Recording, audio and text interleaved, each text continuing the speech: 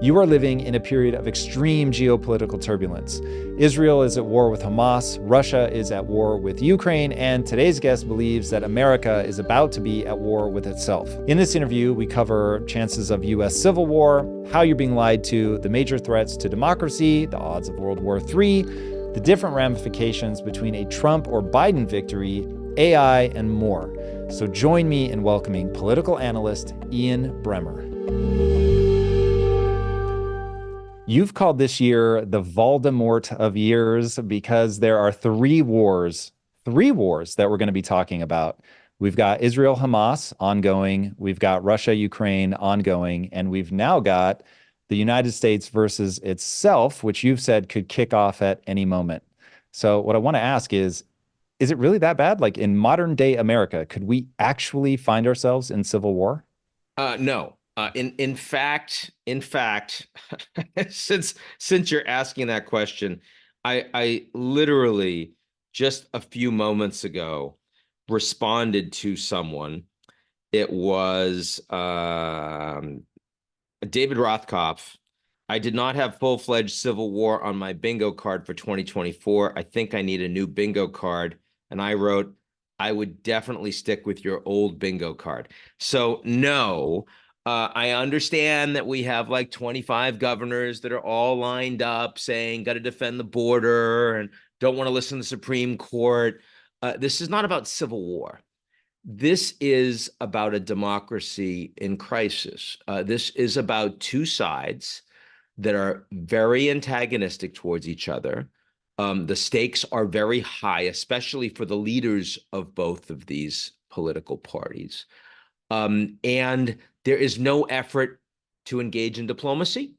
There's no effort to see things from the perspective of the other side. And in fact, they really don't even share basic understanding of political facts. And when you look at that and you compare it to Russia versus Ukraine or Israel versus Hamas, then you start to see that there is a real line through of comparison. And that is unfortunate. It's not that we're going to start blowing ourselves up. It's more that we aren't capable of having a free and fair election that the entire country believes in anymore. And that's kind of foundational to a well-functioning democracy. But unfortunately, that's not where we are this year. Okay. Definitely what I was hoping you were going to say, but now set the table for us. When I read the report that you put out, you list the United States against itself as the number one threat that we face. Why? Walk me through when you talk about, you've said social media is an existential threat to democracy. Obviously, we've got Trump versus Biden as the likely race. What are the pieces that are on this, maybe chessboard is a better analogy, that have you listing this as the number one concern? Well, first, let me explain what it means to be number one. So what's the methodology behind my madness, right? What we're looking at, we're measuring likelihood, imminence, and impact. And so, I mean, if you look at this year's report, Africa's not in it. Why not? I mean, all sorts of horrible things that are really risky are happening in Africa, but the economic and diplomatic and security impact on the rest of the world is negligible. And I'm sorry to have to say that, but it is what it is. Like, I can't make it other than what it is. And where in the United States, the fact that the U.S. democratic process is pretty broken and that is having a significant impact on policies that the U.S. enacts with massive implications for the rest of the world, because the U.S. is by far the strongest economy in the world. It's by far the strongest military in the world. Like, that's why there's such outsized impact from the United States. It's a big deal. So, for example, Trump has not yet got the nomination. He will, right? I mean, I think that's pretty much 100% short of a really unforeseen health event. There's really no mechanism for anyone to get, for Nikki Haley to get a single state. I expect that she'll drop out before South Carolina because she's not going to want to lose her home state by 30 points. I think she's politically savvy enough to avoid that fate. But even before Trump gets the nomination, just by putting his thumb on the scale and saying, I don't want a deal on the border in return for $61 billion of Ukraine aid because I want to run on that issue against Biden, who's failing on the border right now, and Mitch McConnell, who is no Trump fan, but is now loyal because Trump now owns the Republican Party again, gets on board. And the Speaker of the House gets on board. And so what happens to Ukraine? You're not getting that 61 billion. So is that a risk of Ukraine or is that a risk of the United States? Oh, that's a risk of the United States. And, I spend a lot of my time talking to leaders of different governments around the world. They are maximally concerned about this. Chinese leadership, far more concerned about the U.S. election than the election in Taiwan, for example, where so many people were saying, oh, it could be war, it could be confrontation. No, they're worried about the U.S. The Europeans are worried about the U.S. The Mexicans and Canadians are worried about the U.S. So that's why there are such major knock-on implications from this election. All right, when they say they're worried, what is the doomsday scenario for people? So there's, assuming that you're right, there is Trump is going to be running against Biden. One of the two is going to win. If you were to play out the scenarios, one, let me ask you, if the election were held today, who would win? I'd say Trump would win today fairly handily. I would say in November right now, my view is 60-40 Trump. But I have very low confidence in saying that because there's so much that can happen in the next 9 months.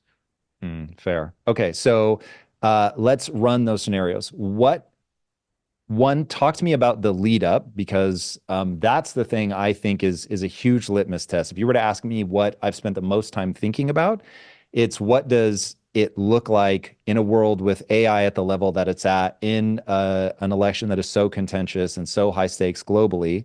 What does that look like? But then also, I want to specifically walk through the scenarios of what does the world look like, say, in the immediate 6 months after a Trump victory? What does the world look like in an immediate 6 months after a Biden victory?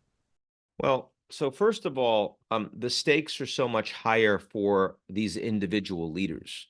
If Trump loses, he's going to jail. And I mean, we've got 91 indictments. There will almost certainly be convictions, at least in the Washington, D.C. case before the election, though he'll be out on bail. But so the stakes for Trump are far higher than they were before. That means the implications of him losing is something he needs to avoid at all costs. The efforts that he and many of his supporters will take to avoid that, and maybe even to interfere with that, are far greater than they would have been in 2020 or in 2016. And certainly the impact, if Biden wins, of Trump then going to jail and the government taking that action against him, after you will have heard the entire Republican Party saying that these cases are fake and they're politicized and they're trumped up and they're a witch hunt. And they will say that because they will all be loyal to and endorsing Trump, has the potential to have far more disruption from saying that the election was rigged. So assuming it's not a massive landslide where you can't get away with saying that, Trump would still say it, but that you can't, it doesn't make sense. Then, I do think there's a much greater likelihood that you will have civil disobedience, social instability, violence in a lot of red states, in a lot of red cities, and unwillingness to accept a Biden administration as legitimate president in 2025. I think that's a very big and real possibility. Now, if Trump wins, there are several things that are really different this time around from 2016. One thing that is different is his priorities. His first priority has to be to end all of the investigations against him, to politicize the DOJ and the FBI and the IRS that he believes are already politicized against him, and impose his own loyalists on those in the bureaucracies of those organizations, so that he can go after his enemies that want to lock him up. He's going to want to lock them up. And indeed, there are many senior advisors to Biden that feel like they're likely to be imprisoned if Trump is able to pull that off. So we're talking here something that looks a lot more like Peru or Hungary than looks like Canada or Japan or Germany, right? And we're normalizing all of this because, you know, we're getting used to it over a number of years. We're like, okay, well, now we have presidents that get impeached a couple of times, and the impeachment's kind of broken. It's only political. So, okay, that's the way it works. And, you know, we see what happened with the Speaker of the House, who's thrown out by a small number of caucusing members of his own party. And that means that you can't promote legislation that they don't like. That's the way it works now. That's not the way it's worked historically. And it's not the way a functional democracy works. But in this environment, if Trump wins, that is what we're looking at. And then there's also the international environment, which is very, very different. 2016 to 2020, there really weren't any major global crises going on while Trump was president. This time around, Trump will be president with a minimum of two major wars that are going on.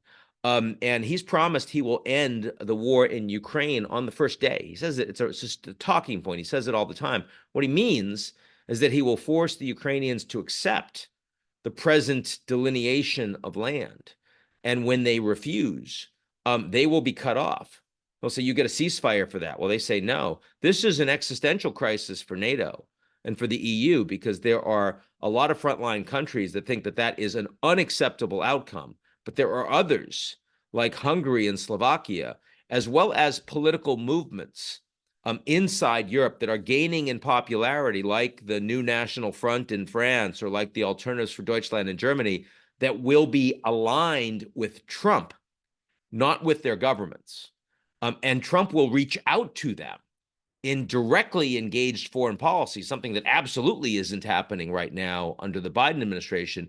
And we've had for the last several years a very coordinated NATO and transatlantic relationship. This suddenly becomes an immediate crisis for the Europeans and for NATO. So, I mean, just to, you know, play out a little bit of what that means, that's some of what we should be thinking about. And it's certainly a lot of what American allies are thinking about as we head into this election season. Okay, so I want to go back to the civil unrest. So if Biden is elected, what do you like? Let's use 2020 as our benchmark. So we had a lot of civil unrest in 2020. Having lived through it in LA, where a lot of it was popping off, it was serious. But certainly seeing that sort of move through the system, obviously we were nowhere near that spilling over into a civil war. That to me feels like peak sort of Tinder pile, given that we had all been locked down. And so there was just a sort of screaming sense of injustice everywhere. And then you get to January 6th, which I guess technically was 2021. And again, now we've been locked up even longer. And there's a real undercurrent of not only is there a massive amount of social injustice, but there's also the government may actually be becoming tyrannical. And so that felt like a powder keg moment that I don't feel like we will have in 2024's election, barring an economic turn. So if you had to gauge off of the instability that we had in that period versus what you expect after this election, if Biden wins, where do you peg that level of reaction?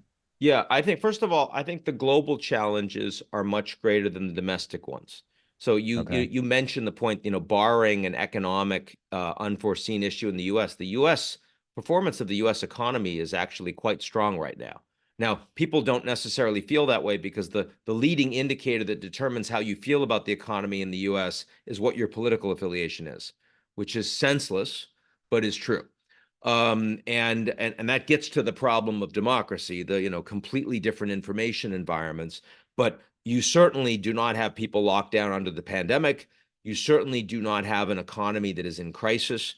But other economies around the world are going to get hit very badly by this. This is U.S. democracy in crisis is a much bigger problem for the economies in Europe, for example, or in Asia, for example, than they are for the United States.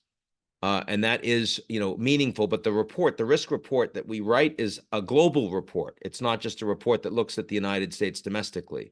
So I do think it is the geopolitical backdrop of this instability and the erosion of political institutions in the United States that poses a big issue. I mean, remember, Trump came in last time around and he pulls the U.S. out of the Trans-Pacific Partnership. This ends those negotiations, pulls the U.S. out of the Paris climate talks, pulls the U.S. out of the Iranian nuclear deal, all of these things, but they happen in peacetime.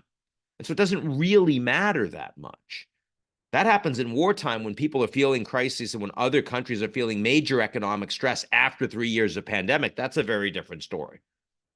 So if anything, this would make me more structurally bullish on the dollar and on the U.S. stock market, because in a world that is much more unstable, you're going to the cleanest dirty shirt. And that's not crypto, right? I mean, it's not NFTs. And it's certainly How not dare China. you, Ian Bremmer? I'm sorry. It's certainly not China, which is facing very serious, so serious economic challenges that they really don't want Trump. And they had no problem with Trump in 2016. And this time around, they're saying, we can't handle the chaos. We just want a stable election, So that is really interesting. I don't think there'll be another January 6th because everything will be locked down around that. The preparations for that will be in place. I think it's much more likely the kind of instability we'll see will be much more like what we had in Portland, Oregon.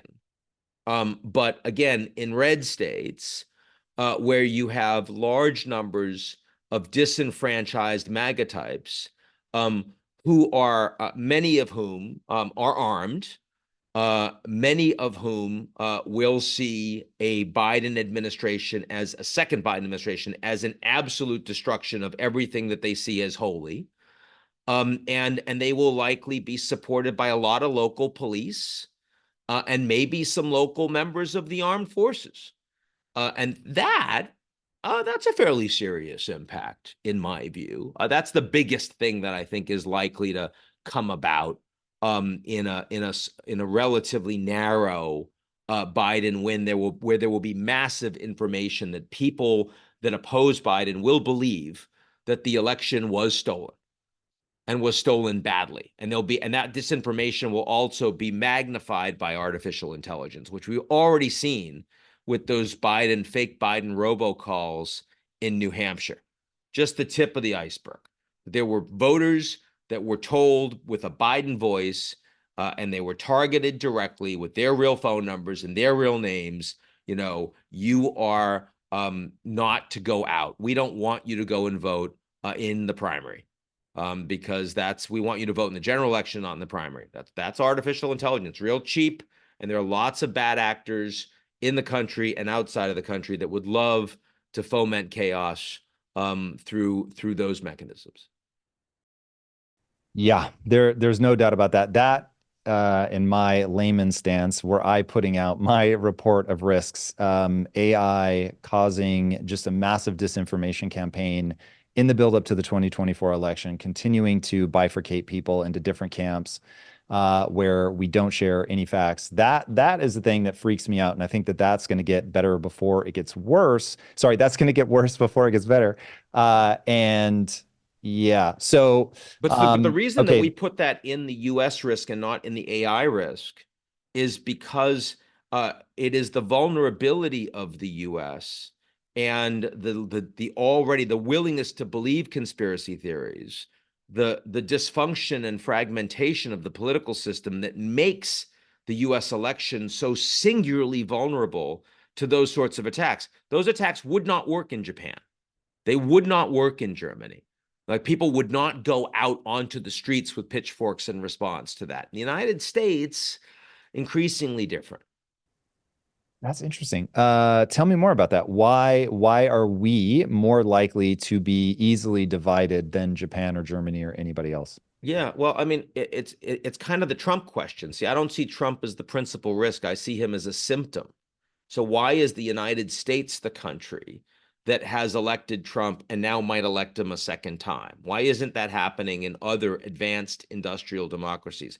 Why do the Americans talk about stop the steal and none of that happened? Even after Brexit in the UK, the domestic political system basically runs the same way. Why is that happening? And there are a lot of things that people talk about. They talk about inequality. They talk about identity politics, but those things exist, demographics changing. Those things exist in a lot of other countries, maybe not to the same degree. The US is more unequal economically today than the rest of the OECD, but not by a massive amount. Um, I think that the bigger issue is that the United States is the country where its social institutions have most eroded. So, I mean, the US is a country that historically has been by far the most religious and God-fearing. And yet, in the last 40 years, church membership has fallen off a cliff in the United States.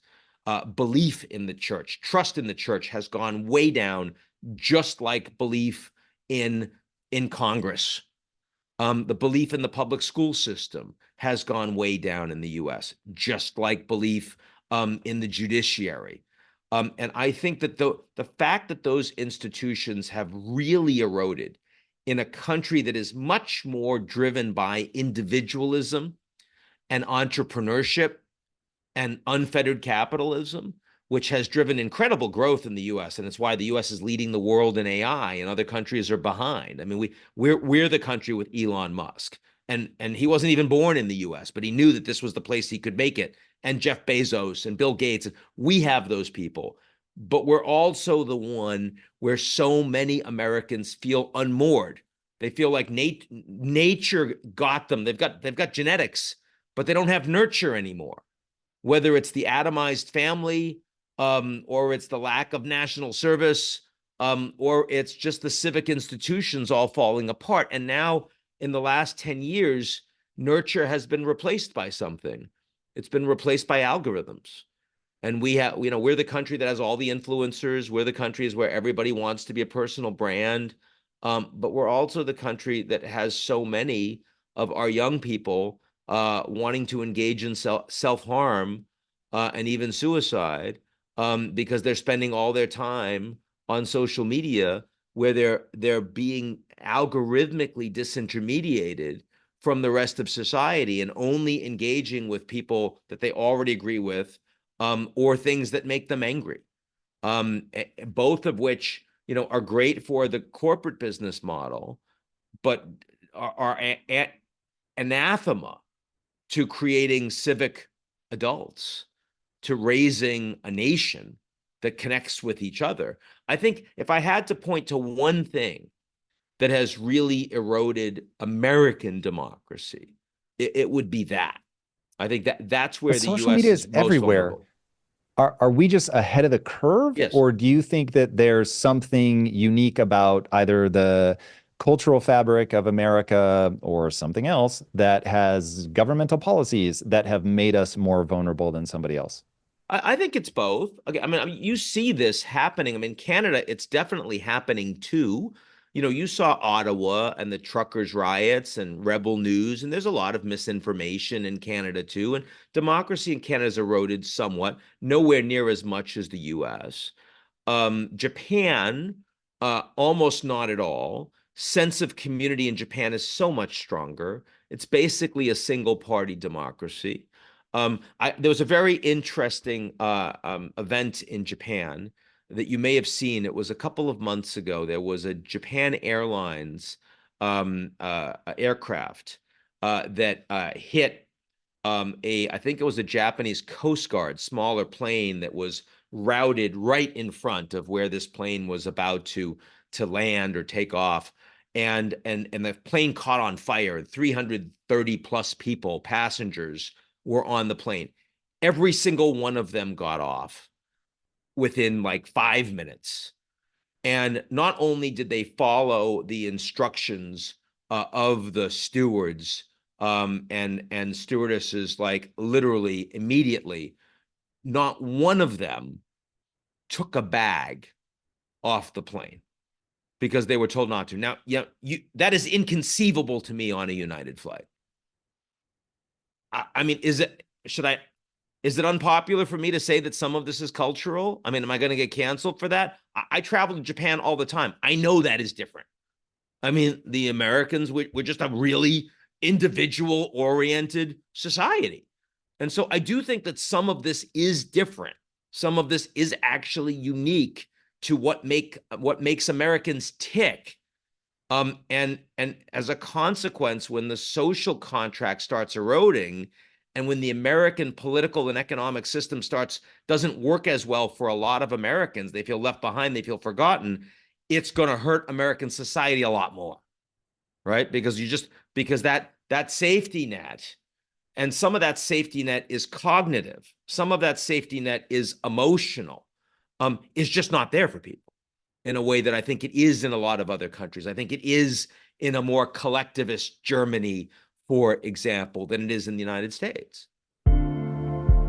How often are you checking your credit score, afraid of identity theft or account breaches? We all use the internet every single day for important things like personal banking and remote work, so why not protect yourself with our sponsor, Aura? Aura is an all-in-one cybersecurity service that keeps you safe online. Aura identifies data brokers exposing your info and submits opt-out requests on your behalf. Aura also monitors your credit, tracks your passwords for data breaches, and secures your online activity with VPN and anti-malware protection. You can try Aura for free for 2 weeks by clicking the link in the description or scanning the QR code. Yeah, so if you're going to get canceled for that, let me join you in the cancellation. It is self-evident to me that culture plays a huge part in everything, just life, full stop, period, in general. When we talk about nature versus nurture, that's effectively what we're talking about.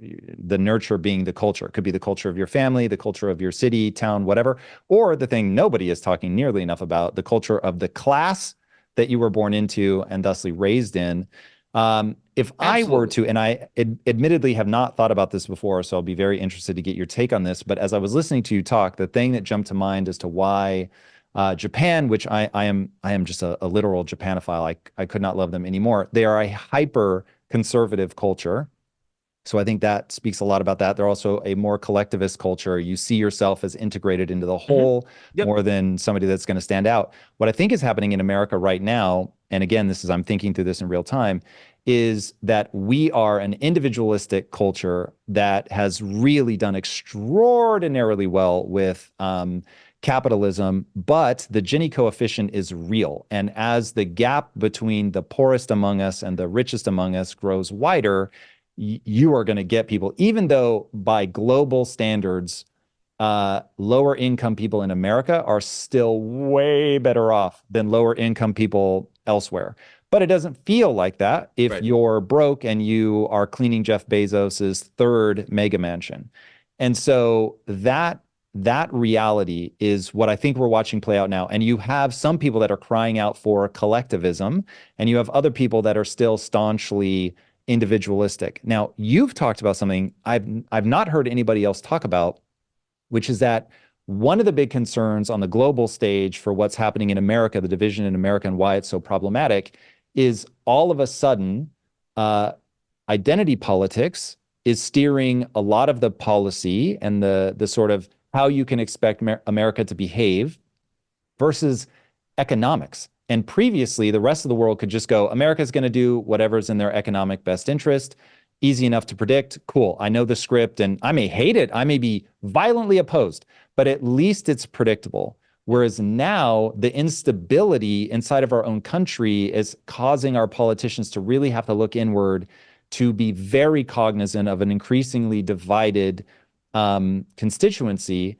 And they now have to make policies that maybe are not economically the best policy, but they soothe the most people that vote for them. Absolutely.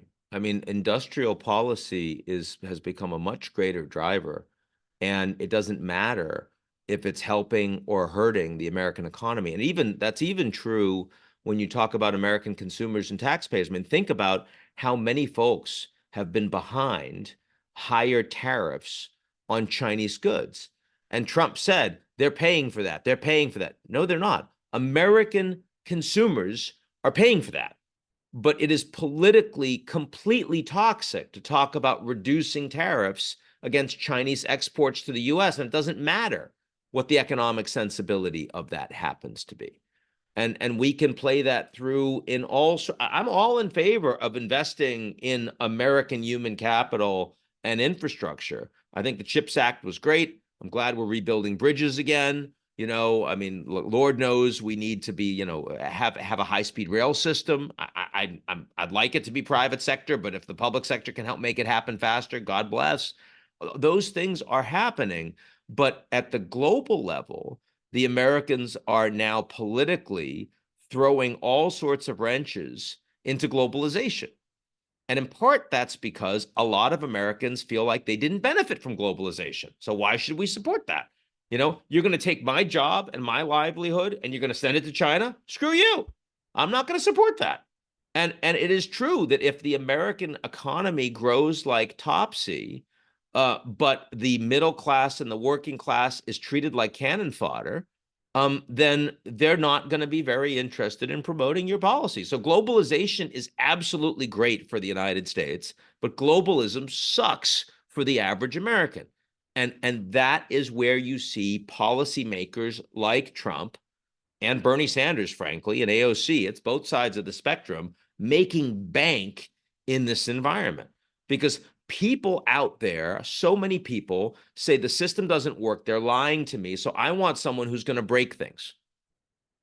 I want someone who's going to take the fight because otherwise it's never going to get fixed. And Trump is someone who, just by dint of the fact that he drives the establishment so insane, he drives the media so insane, he drives the political leaders so insane that that he's really fighting those guys. So if you really feel like things are broken in the US and the only thing you see is a small pocket of people that keep benefiting, it's never hitting you, you're willing to roll the dice on someone that's going to be a chaos agent. And Trump is that. Trump is that. Is the system broken and are they lying to us?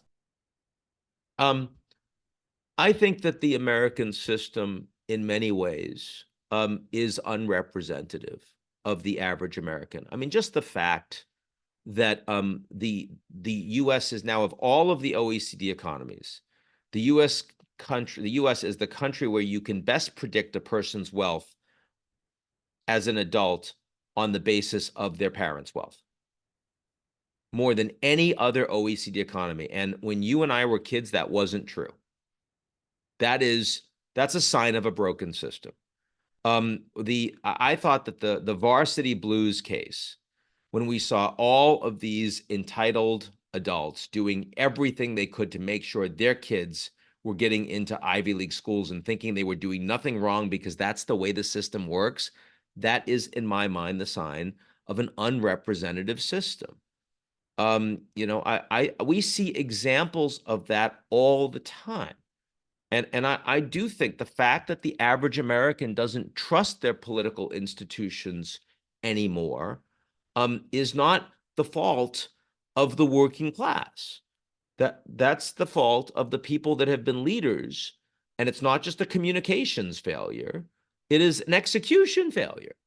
They just haven't made it work for enough Americans. And people are taking advantage of that. And there's a lot of disinformation.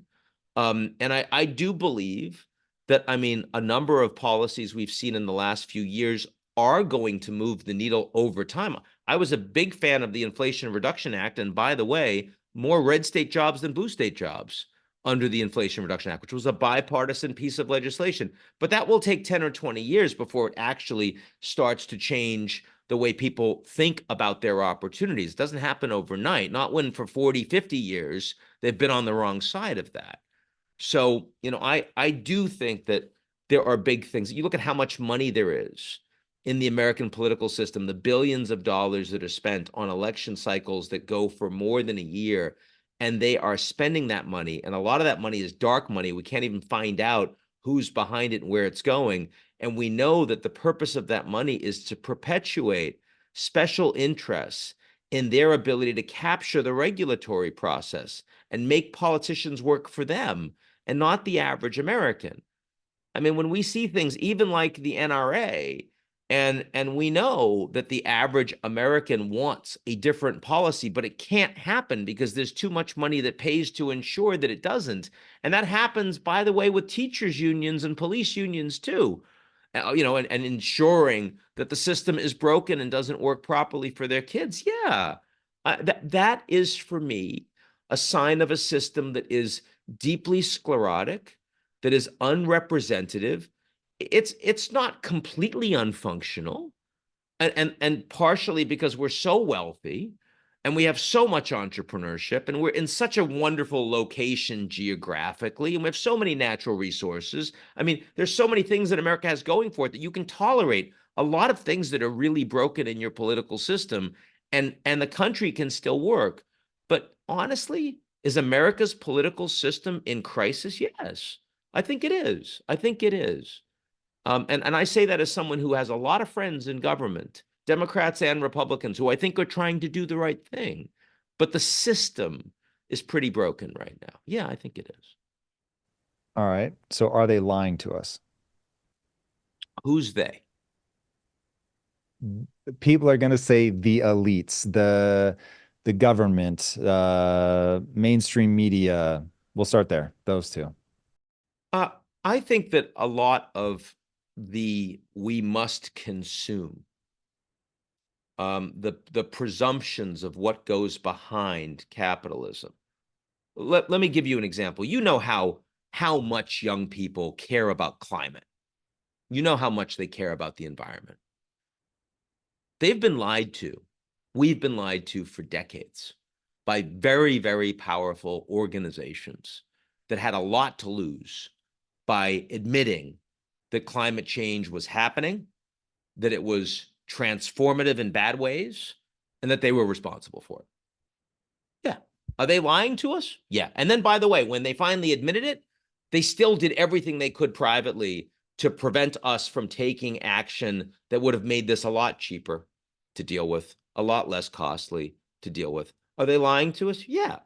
Did the tobacco companies lie to us about the fact that the products that they were selling, they were trying to addict us to, were going to kill us? Yeah, they lied. They lied to us. Were the food companies lying to us when they did everything possible to ensure the production of salty and sweet and fatty, because that's what we would buy more of for our short-term interests, and sell them in bigger and bigger quantities?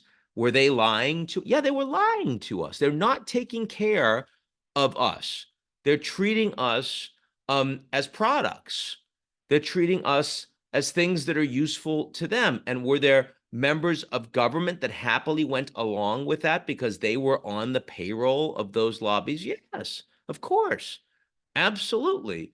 And I think that, like, my mom raising me, she was aware of that. She wasn't going to make a sophisticated argument. She wasn't going to develop a documentary. But at base level, she understood that the advertisements that we were seeing and the campaign speeches that we were digesting were not good for her kids. I think she fundamentally understood that, and she was angry about it. She accepted it. That's the way the system kind of worked, that they were all trying to screw each other. But she also recognized, and you said it yourself, how you were born in terms of class, as people that didn't have the education, didn't have the network, didn't have the money, that we were going to get screwed. That's not what America's supposed to be about. America's supposed to be the country where everyone can make it. That's what the American dream is. And fewer Americans believe in the American dream today. Now, that's accurate. It's harder to actually have upward mobility in this environment. People, a country that has been very optimistic, that historically large majorities of Americans, when polled, would say, I'm going to make it to the top 10%. And if I don't, my kids will. I mean, so many people saying that it wasn't conceivably true, but they believed it. And that made you happier. And it made you happy in part because you did kind of trust a lot of those people that were elites. And that has gone away, in my view. Absolutely, it has. Do you think the same they lie to us about things like masks because they really believe that we have to get people to believe this to protect them? I really, really was disappointed with Fauci. I mean, it was pretty clear that he was marketing to Americans because he thought he knew better and that we couldn't handle the truth. And of course, when you do that in the near term and you find out in the long term, what that does is it helps the conspiracy theorists, right? I mean, it's true that there was a lot that Americans really didn't know about this disease in the early stages. But I mean, saying, hey, an N95 is the best thing to do, but we don't want you wearing those because we really need those for the people that are in, sort of critical hospital care and the rest. Like, I think that's what he should have said. I don't think he should have lied to Americans in the early days, because I think it did enormous damage, especially because of the political divisions in this country. I think the CDC has taken a massive hit of trust and has become politicized in the United States. And we need to be able to believe our doctors and our scientists. We need that. So yeah, I feel like Fauci. I've been to Fauci's office. I interviewed him a couple of times for my own show. And he's a very charismatic guy, and he's friendly and he's smart and he touches you and he talks. But I mean, his office was a shrine. I can't remember the last time I had seen an office that had so many commendations and photos with him and every political leader from every walk of life that he had, like on every wall, floor to ceiling. And, I've seen that, that the fact that you want to show off the fact that you have a lot of access can serve many purposes. And, if as long as you're focused first and foremost on content, first and foremost on the science, but I fear that at least the Fauci that I met was focusing more on the media, the attention, the brand, the power, and less on the outcomes. And I think that did a lot of damage. This is just my personal impression. I'm not a doctor. I'm not a scientist, right? I'm just being honest with you and telling you what I think because you asked me the question. I mean, we went through this pandemic, and that should have been an opportunity for us to invest more in early stage warning, and in education, and in strengthening the World Health Organization, for example. And none of that happened. All it did was breed more mistrust. Now, thank God, we have some extraordinary scientists in the private sector, like in Moderna and like in Pfizer and others, that were able to develop vaccines like with incredible speed and are now using those technologies to do all sorts of new things that are helping us with cancer and Alzheimer's and you name it. But the government and the mistrust that average Americans, average citizens have in what the doctors are telling us, especially those that are like on TV and that have some level of, where the elite doctors that you're supposed to listen to. I think that you'll listen to your own GC, but you won't. I mean GP, but you won't listen to those guys. I think it's a horrible thing. Yeah, one of the things that I talk to people about a lot is, hey, look, lying is a powerful tactic, but be careful, because if you use it, it will work sometimes, and then other times you will just become known as a liar. And when I look at the division that we're going through right now, and what is it, about this moment, and I can't speak to whether the rest of the world is falling prey to the same thing or not, but in a world where anybody can pick up their phone and live stream to the rest of the world, your lies are going to be found out terrifyingly fast, and that is going to absolutely erode your credibility. And on top of that, now you get into a position where there's just the level of disdain and distrust that people are going to have creates the level of animosity towards the government that we're seeing now. And that's where you get that powder keg, where all of a sudden a country which has a host of problems just all coming together at one moment really starts to be super unnerving. But when I look out at what I would want people to take away, because I'm very much an individualistic thinker in that I think at the level of the individual. So I'm not good at what you're good at, which is global geopolitics. Like you see how all the puzzle pieces add up. What I understand is the person. And so I will say, look, everybody, of course, you know that people are lying to you. It is a tool in everyone's arsenal, and the vast majority of humans are going to deploy that tool, even if only to make you feel like your ass doesn't look big in those jeans, right? It's just it is going to be used. So the thing that you can do is not be as gullible. I never thought I would be interviewing people on geopolitics, but once I started feeling like society is beginning to fray, and it's beginning to fray because people are not building their own internal model of what they believe the world is. They're letting the algorithms do that for them. They don't understand how they're being manipulated, and therefore they become easy to manipulate. And so the thing that I'm hoping to do with the show, because all I've ever wanted to do is empower people to make decisions that make their life better. And I suddenly realized that people really need to understand how the game works. Once you understand how the game works, hopefully you can stop being mad about it and just start doing something about it. But speaking of doing something about it, when you look at, so we've got two wars that are happening right now, one potential war in air quotes, because you've made it very clear you don't actually think that America's going to be in a hot civil war. Right. But how does this all play out? Like I've heard you talk about Ukraine is just going to have to accept that they are partitioned, but also it felt like you had some anxiety about Trump coming in and just being like, you're going to have to accept that you're partitioned. Um, what is the, oh man, you talk about the risk assessment that you guys do is based on fact, not preference. So knowing that you're not about to lay out your preference, Yeah. what do you think is the actual path forward And this for also, I both mean, that last Russia, point, Ukraine, and Israel, Hamas? just links so much with what you were saying before. Like, I have no problem with being wrong. At the end of the year, we go back and we see how we did on all this stuff, and we, see like how that affects when we do get stuff wrong. Why did we get it wrong? What lessons do we take away from it? But the authenticity is absolutely critical. I mean, for someone who's not a part of a political party and who travels all over the world, I feel like, 5, 10 years ago, I spent most of my time talking with and engaging with elites because I thought, well, those are the people with power, and that's going to have the biggest impact in affecting change.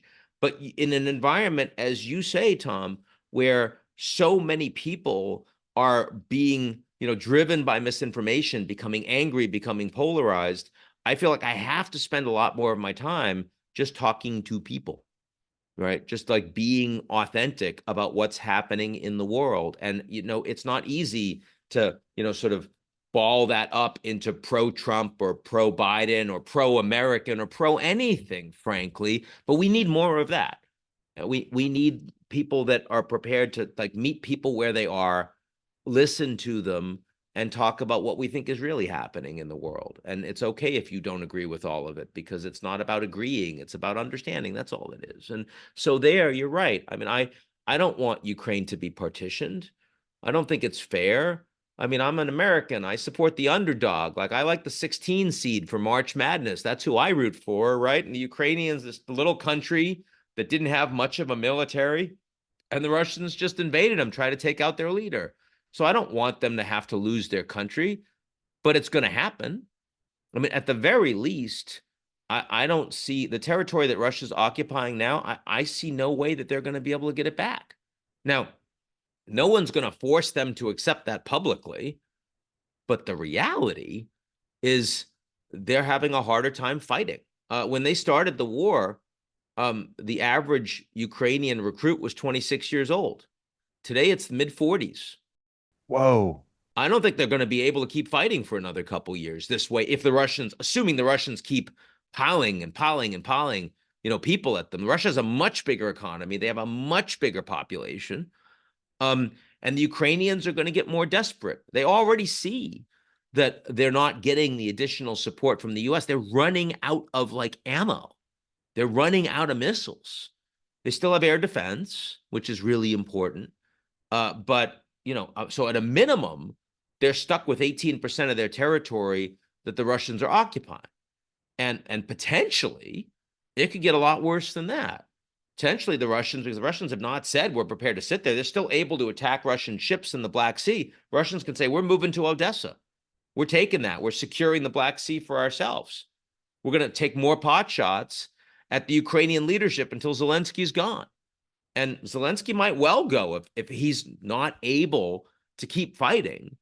You already see the fraying of the Ukrainian political system, opposition to Zelensky from the mayor of Kiev, from the head of the armed forces, because things aren't going so well. So, I mean, the risk is that. The risk is that this war that the United States has taken the lead and has consolidated all of its allies to provide support for Ukraine. And Biden said, we will be there as long as it takes. And within months, he changes that to, well, we're going to do as much as we can. That is a very different message for Zelensky. It's also a very different message for the Europeans, the frontline Europeans, who are going to have to deal with Russian disinformation and infrastructure attacks and cyber attacks and have all of these troops that are right there on their border. So this is a very dangerous thing. I don't think it's not World War III. It doesn't lead to Russia attacking NATO, but it could lead to NATO starting to fragment, becoming much weaker, especially if Trump becomes president. But even if he doesn't, if Biden is no longer able to provide leadership that the Europeans can rely on to ensure that Ukraine can defend itself, they're going to start falling apart on this stuff. So that's the Russia-Ukraine side. The Middle East side, it's kind of a different story, because here Israel, is the more powerful country. Like Palestine's not a country, but Israel's the more powerful player. They're by far the most powerful military player in the region, both offensively and defensively. Not to mention their 100 nukes that they've never formally admitted to, but they have. And so the question here is, to what extent is this war going to expand? Because a lot of people are getting angry, because there's an axis of resistance that the Houthis are leading, and they're continuing to take shots, including just a couple hours ago against like a British vessel this time around. And so you can't actually have shipping through the Red Sea, and the Americans are now hitting them in Yemen. And that's expanding as a separate kind of auxiliary war. And then you have the Iranians providing military support to militants in Syria and Iraq who are hitting American bases. And so far, there haven't been any American servicemen or women killed. But if they do, that's a red line. And the Americans will hit back very hard, and maybe Iran. And the Israelis are more likely to get involved in a war with the Iranians. They just engaged in strikes that killed 5 Iranian members of the Islamic Revolutionary Guard Corps in Syria. And the Iranians said, that's unacceptable. We're going to hit you back. So, Netanyahu knows if he leaves office, he's going to jail. So he'll do a lot to keep the war going. And the Americans are trying to get him out. So, I mean, there's just lots of ways that this can get worse, not to mention the fact that we're radicalizing millions and millions of Muslims around the world on the basis of all of this violence that is happening. So, I mean, this is a tough one. And by the way, just so we don't only have a negative conversation, I mean, the report is about top risks. So, of course, the bias is to focus on the risks. But there are ways that both of these wars could be resolved more sustainably. On Ukraine, if the Americans and Europeans take the assets that have been frozen of Russia and seize them and use them to rebuild Ukraine, helping Ukraine get into the European Union, which all 27 members approved, and the Americans and Europeans provide some hard security guarantees for the remaining 82% of the territory that Russia has, before, let's say, the 75th NATO anniversary happening in Washington in July, then nothing is going to make Ukraine whole. They won't get their land back, but the Ukrainians in that rump state will have a better future than they would have ever had before Russia invaded. Again, it doesn't make up for the war crimes and the Ukrainians dead and displaced. Nothing will ever do that, but Ukraine will have a future. That will be a win, ultimately, long-term for Ukraine. And with Israel and Hamas, I mean, the Saudis still want to normalize relations with Israel. Israel is in a very strong geopolitical position. If you can get rid of Netanyahu, who opposes a two-state solution, and you can degrade Hamas, and Israel will have a buffer zone with security inside Gaza, small, but they'll focus far more on defense than Netanyahu ever did. And they promise the Palestinians have the ability to get a state, even if they don't have an army.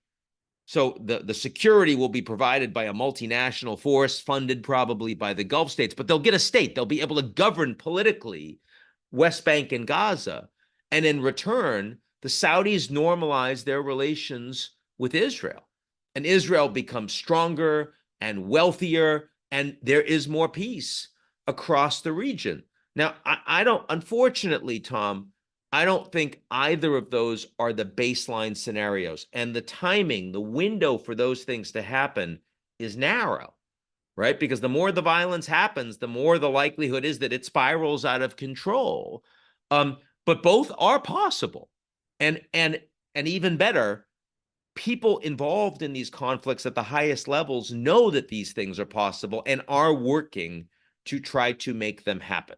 So all is not doom, even when we talk about these two major wars that are causing so much hardship and sorrow What do you in think the the Middle odds East and are? Europe. What do you think the odds are that the Israel-Hamas conflict spills outside of Gaza? Oh, I mean, it's already happening, so that's 100%. Give me a narrower question that I can answer. So do you think that the US is going to attack Yemen over the Houthis?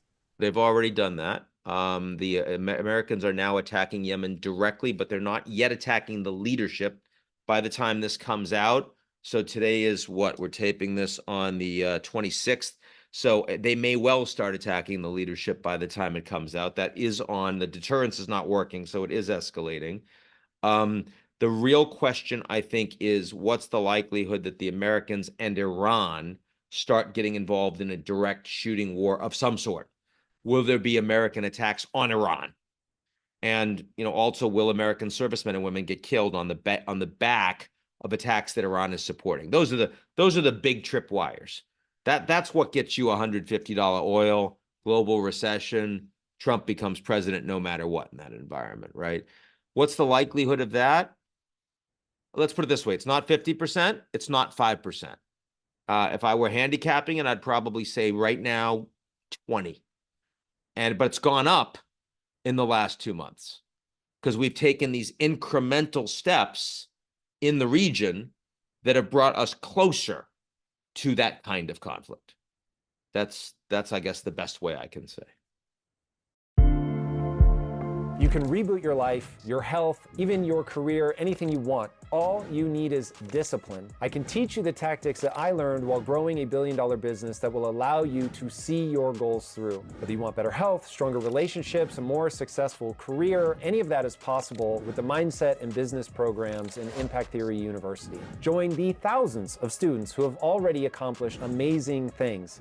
Tap now for a free trial and get started today.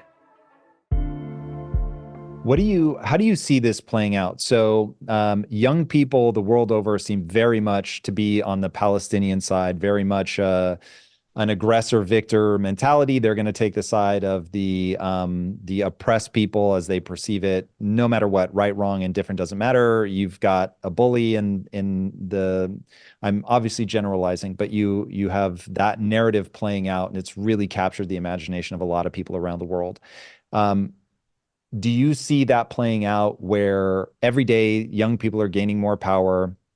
Every day the governments are having to offer concessions to them. How does that play out in the U.S.? Because I have to imagine if the U.S.'s support of Israel faltered, that would have huge consequences in terms of how that plays out in the region. Do you think that read is right? Do you think anything like that could actually happen? It is inconceivable to me that Biden would materially reduce support for Israel. U.S. supports about 12% of Israel's defense spend in peacetime. So it's important, but it's not existential. Biden is a pro-Zionist and has been for decades. So, I mean, he's personally very committed to the state of Israel, though he can't stand Netanyahu. That's a different story. There is a lot of reason for the U.S. to have that relationship that has nothing to do with this war. Intelligence sharing, for example, that's very important, and engaging in mutual efforts against would-be terrorist organizations, rogues, and the rest. I mean, that is Israel is not an unuseful ally to the United States. It's not all take. But you are right that the young people in the United States are much more strongly supporting the Palestinian cause, and that the Democrats are more inclined to support the Palestinians, not Hamas, but the Palestinians, than they are to support Israel. And that is new. And Biden is losing support, especially among Arab Americans, voters in states like Ohio and Michigan and Pennsylvania. And that really matters, because in some of those states, the support he has lost is greater than the margin of victory he had in 2020, just from that constituency. So he knows this is a problem for him. So he wants the war to be over soon. Over. He at least wants it to move to a much lower intensity of day-to-day fighting. He's not calling for a ceasefire, but he is calling for a shift in operations. And he also doesn't believe that the Israeli government has a strategic goal in mind when they say destroy Hamas. They're trying to figure out, well, to what end? Like, what does it mean to destroy Hamas? And the Americans dealt with this after 9/11. It's a war on terror. What does it mean to win against terror, right? I mean, it's very hard to destroy an idea. And Hamas is as much a movement, a political movement, as it is a terrorist organization. And it's really hard to destroy. You can kill the leaders, though they haven't yet. But it's really hard to destroy Hamas and not have something come up that is just as problematic with even more supporters a year later or 3 years later. Now, I also understand that part of the reason that there's so much opposition to Israel is because there are just a lot more Muslims than Jews in the world. I mean, you've got well over 1 billion Muslims, and you've got 20 million Jews or whatever. I mean, it's just not, it ain't close. And I mean, you look at the algorithms in TikTok and you see what the young people are digesting on social media, and it's overwhelmingly pro-Palestine. It's overwhelmingly anti-Jewish, and anti-Semitism is a thing. And it was growing significantly even before all of this. And Yeah, I saw you put out a report before October 7th that I was like, what? It had not made my radar. Why do you think it was going up before their response to the attacks? I think social media was a big component of it. I think Why that would social media, though, push an anti-Semitic stance? Traffic in white nationalism, traffic in anti-Semitism, making it so much easier. You're not going to a physical meeting. You're digesting this information yourself. A lot of people don't want to do this sort of stuff publicly. You're making it so much easier for people to blame the Jews for stuff. People that might have some of those thoughts occasionally internally that they don't share, and suddenly they have a Reddit board that they can connect on. Suddenly they have memes that they can post and listen to. They have people they can follow. I do think that matters a lot. So, I mean, clearly, I think that's a big piece of it. And I mean, you look at, that crazy person behind the Tree of Life massacre, and what he was digesting. You look at, whenever you see the manifestos that are being put together by so many of these people that are engaging in mass shootings, and you find that their minds have been filled with this incredibly horrible disinformation, great replacement theory, and all of this stuff. And okay, it's not all social media. Well, I guess Tucker Carlson's on social media now, but before that, he was on Fox. He was part of it too. There were a lot of people that were trafficking in incredibly anti-human and truly dangerous information, and motivating angry young people to become far more toxic. I think that's what we're looking at. Okay, so then I have a really simplistic take, but I think this is bulletproof on not how you get to um, stopping the current conflict between Israel and Hamas, but what the solution must be. I think by its nature, the following statement is true. The only way you're ever going to end that conflict is to create a situation where Palestinians have so much economic opportunity that they believe their children's future will be brighter than theirs. And I have a feeling, I have a belief, a base assumption that the way the human mind works, when you believe that to be true about your kids, all of a sudden your focus just goes to that. I'm going to help make sure that my kid's life is better. Now, when you believe that the only way to do that, because you don't have economic opportunity, is to kill the person that's holding you down, then all of a sudden the ideology of the religions and all that stuff comes into play, and you use that as a galvanizing force. But it actually isn't, thinking through this in real time, bear with me, everybody, that actually isn't the cause. That is the thing that you use to the story that you use to bring everybody together to galvanize on. But what's actually going on under the hood is that you don't believe your children have a future, and you need a thing you can do to get you that. And when the right answer is educate my kids, work really hard, give them an opportunity, you do that. When the answer is attack the person you believe to be the oppressor, then you do that. And so I read this book called Silk Roads.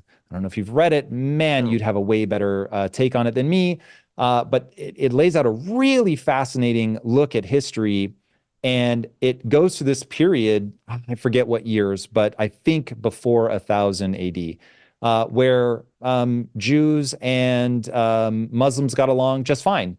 And the way the author explained it, and forgive me, I'm forgetting his name, but the way he explained it was when a society is confident in its own identity and secure in its future, it's completely welcoming and tolerant. And it is only when it loses its sense of who they are, what they stand for, and they become insecure about their future, that now all of a sudden you need somebody to hate. Man, I really feel like that's right. Now, I get it that is so simplistic from a this is all we have to do. Doing it will be brutally difficult.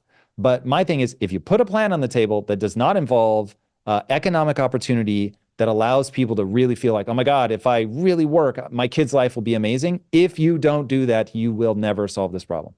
Yeah, I think that there were a lot of people that believed that the Middle East was getting resolved because Israel had peace and broke through with the UAE and Bahrain and Morocco, the Abraham Accords, and then the Chinese facilitated Iran and Saudi Arabia opening and normalizing.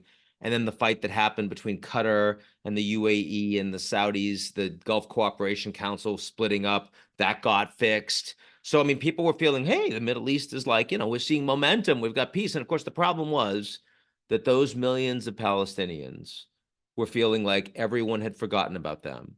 They had no future, no opportunity, hunger in Gaza, no proper education, no ability to travel, no ability to have a proper employment, certainly no opportunity for the kids. And in the West Bank, the Palestinians losing more and more and more territory illegally settled by the Israelis. And so, we may have stopped talking about the Palestinians, but the Palestinians didn't stop hurting. In fact, they were getting angrier and angrier and angrier.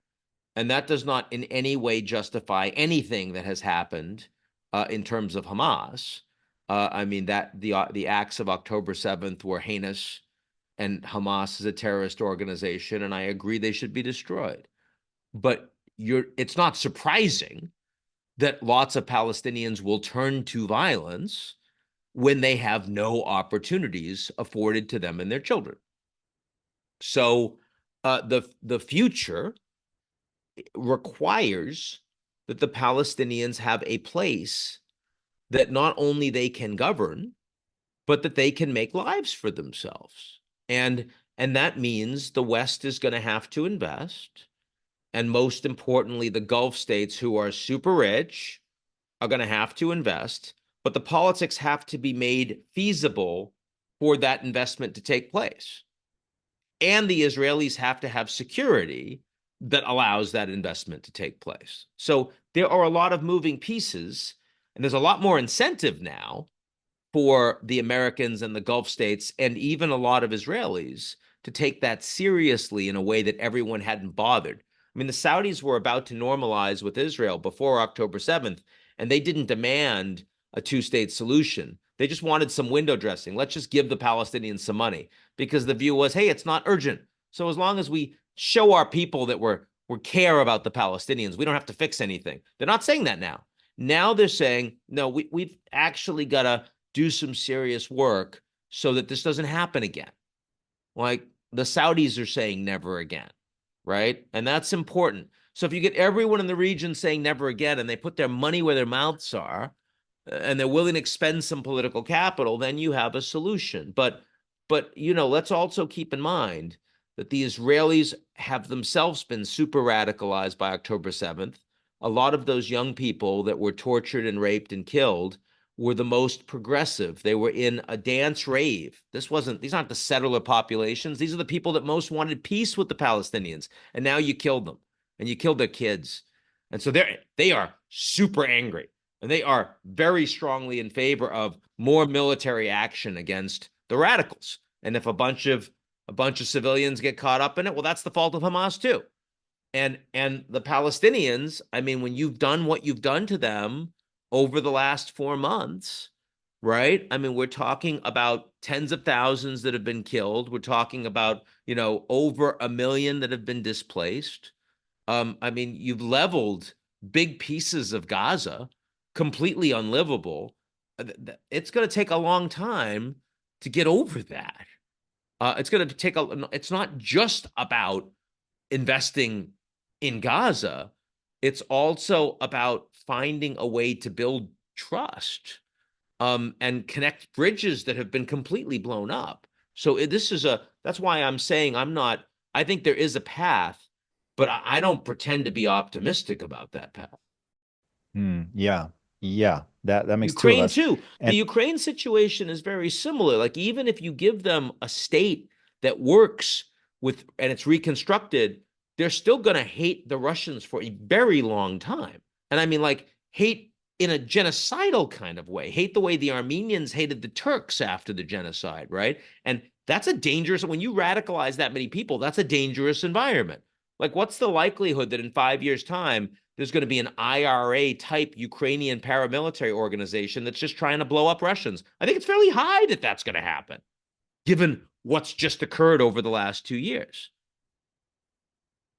yeah, so then I share that concern.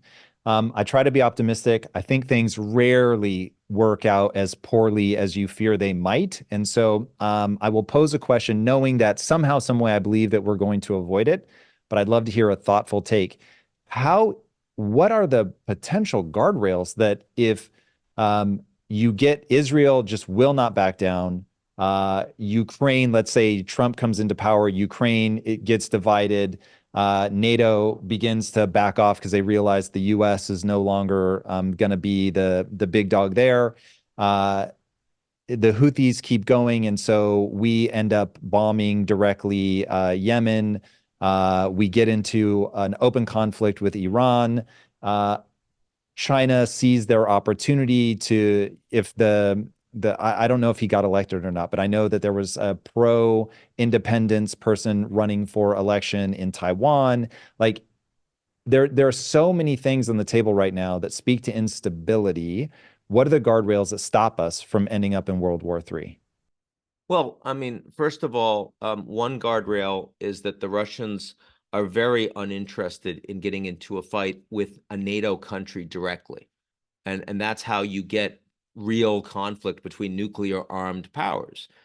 When, for example, when there was a rocket that went just across the Ukrainian border into Poland and killed 2 Polish villagers, I think they were farmers.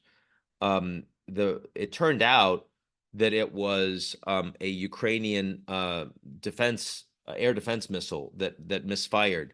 But the Russians did everything they could immediately to show photographs and whatnot to say, hey, this wasn't us. This wasn't us. Where you can imagine the Russians who are angry that the Poles are facilitating all these weapons to be sent to Ukraine to use against Russians, might have said nothing, or might have even, said, well, so what? I mean, this is what happens if you're going to send all these missiles and kill our citizens. Then, you're basically a belligerent in the war. They didn't do that. They've been very careful not to get involved in a direct war against NATO. So, I mean, the lessons should be learned is Ukraine not in NATO. That's why they're vulnerable to the Russians killing them. It's why Finland and Sweden wanted to join NATO, is because they understand that actually means something, that after 2014, when the Russians came into Crimea, maybe the West should have responded more seriously than they did, So that's a guardrail. A second guardrail, the two most powerful countries in the world, US and China, really don't want a crisis. They just don't. They're trying very hard to keep any conflict limited from escalation. That's why you're seeing all the military to military engagement that has recently started up again. That's why since mid-October, the Chinese decided to stop with all of their near-miss overflight next to American aircraft that were doing exercises and freedom of navigation patrols off of the Chinese border in international airspace, avoiding the potential for direct conflict. Part of that is because the U.S. knows that they're dealing with two wars and they don't need any more fighting. Part of it is because China has economic problems and it is trying to ensure that not everyone leaves China in terms of investment. And geopolitically in Asia, they're driving a bunch of countries towards the United States on security: India, Indonesia, Japan, South Korea. I mean, all of these things. So I think that's a guardrail. But those guardrails do not prevent these wars from getting worse. They prevent World War III, but they don't prevent the wars from getting worse. So the U.S. conflict, U.S. versus itself in 2024, there's nothing preventing U.S. institutions from continuing to deteriorate. There's nothing stopping U.S. democracy from experiencing a much worse crisis. We don't have guardrails against that. Unfortunately, we should. We don't. There are no guardrails that are preventing Zelensky from losing power, for more of Ukraine being taken over by Russia. There are no guardrails right now that are preventing the war between Israel and Hamas from spilling over more broadly into the Middle East. So as much as I think the likelihood of global war is thankfully actually very low, the likelihood that these serious conflicts are going to continue to intensify is actually very high. Yeah, that's very nerve-wracking. And I am reminded why you call this the Voldemort of years.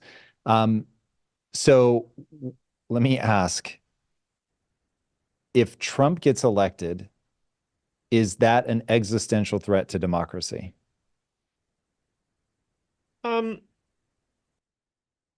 I think that if Trump is elected, there will be a permanent amount of damage done to the U.S. political system that will be very hard to come back from. I do not believe the U.S. will become a dictatorship. I certainly don't believe we'll see civil war. But I think the U.S. political system will look more like something between Poland and Hungary. And what I mean by that is that rule of law will take a structural hit. The party in power will end up with structural advantages that will make it very hard for the opposition to come back. It will make it very hard to have free and fair elections that can be contested effectively. So right now, we can have a free and fair election, but the majority of American people have questions. And a significant minority of the American people think it's fake, the people that lose. But we can still have them. I think if Trump wins, there is a reasonable chance that it will be materially harder to have a free and fair election in the United States. I think that's a big problem. Do you think that the government is being weaponized against Trump right now? I think that there are some decisions that have been made that are politically unjust against Trump. I think that that does not describe a strategic effort of the Biden administration across the board. But for example, I believe that the felony case in New York on financial charges brought against Trump is an illegitimate case. And I've had that conversation with high-level Democratic attorneys who agree. A politicized case that would be a misdemeanor if it was a regular U.S. citizen, but because it's Trump, it has been raised to a felony. I think that is unjust. I think that is a weaponization of the U.S. judicial system against the former president. I think the Washington and Georgia cases are completely just and have merit. I think that there has been a level of disinformation against Trump from some political figures on the Democratic Party that run with headlines without doing research and then end up looking stupid as a consequence. And I think that, unfortunately, like if you've got 91 indictments and most of the cases legitimate, but one of them really isn't, that really hurts your ability to make the argument on the other cases. Like you said before, if you're caught in a lie once in this environment, people are going to mistrust you on all of those other cases, even though your reputation has been sterling in those other cases, right?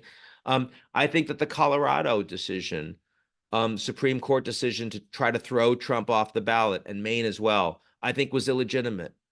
I mean, it'll be overturned in the Supreme Court, in my view.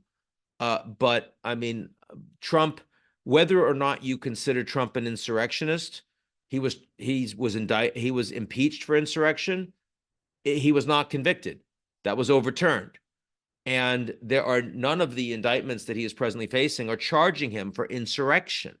So I don't understand what taking him off the ballot. For me, that was politicized by the Colorado Supreme Court. And if I were a Trump supporter, that would seem unfair to me. That would seem like a witch hunt to me. That would motivate me to fight against these guys, right? But I also believe that Trump did everything he could to actually overturn a free and fair election. Did everything he could, and he failed. But if he could have succeeded, he would have succeeded. And I cannot, I mean, the fact, everything I just told you does not compare. These are not, apples and apples we're talking about. I mean, you've got a guy, the former president, that tried to overturn a free and fair election. That's foundational to American democracy. And in any well-functioning democracy, if that guy is trying to run for president and looks like he's going to win, that should be the number one issue you're discussing, right? Because that's a bigger deal than anything else. Bigger deal than the economy. It's a bigger deal than the border. It's a bigger deal than abortion. It is literally the biggest deal in a well-functioning democracy. There's only one problem, and that is that the United States is not a well-functioning democracy. So it is not the biggest deal because people don't think it's the biggest deal. That's a problem. They don't value the facts or the democracy the way they need to. Yeah, that's a big can of worms with in terms of what we value. Do you think that when Nixon was caught doing something illegal, that the way that they handled that by pardoning him so the country could move on was the right answer? Yes, absolutely. And I would hope that if Biden wins and Trump is going to jail, that he would pardon Trump. I think that would be the right thing to do for the country. Yeah, that's really, really interesting. I only have the question. I don't have an answer, but I will just say off ramps, everybody, off ramps. Whether you're talking about Putin, whether you're talking about the Palestinians, gotta have them, gotta have them. Yep. Ian Bremmer, it is always a pleasure. Where can people follow you? They can follow me, Ian Bremmer, on Twitter, GZEROmedia.com, with like our regular newsletter that comes out every morning. You can see it and subscribe. Anywhere, any other friendly social media site. If you look me up, you'll probably find me someplace. I love it, man. Thank you so much for taking the time. Everybody, if you have not already, be sure to subscribe. And until next time, my friends, be legendary. Take care. Peace. If you like this conversation, check out this episode to learn more. When I hear people say it doesn't feel like World War III has started, World War II, when it started, also didn't feel like World War II had started for America. If you recall, America didn't get involved in World War II until after all of Europe had basically been in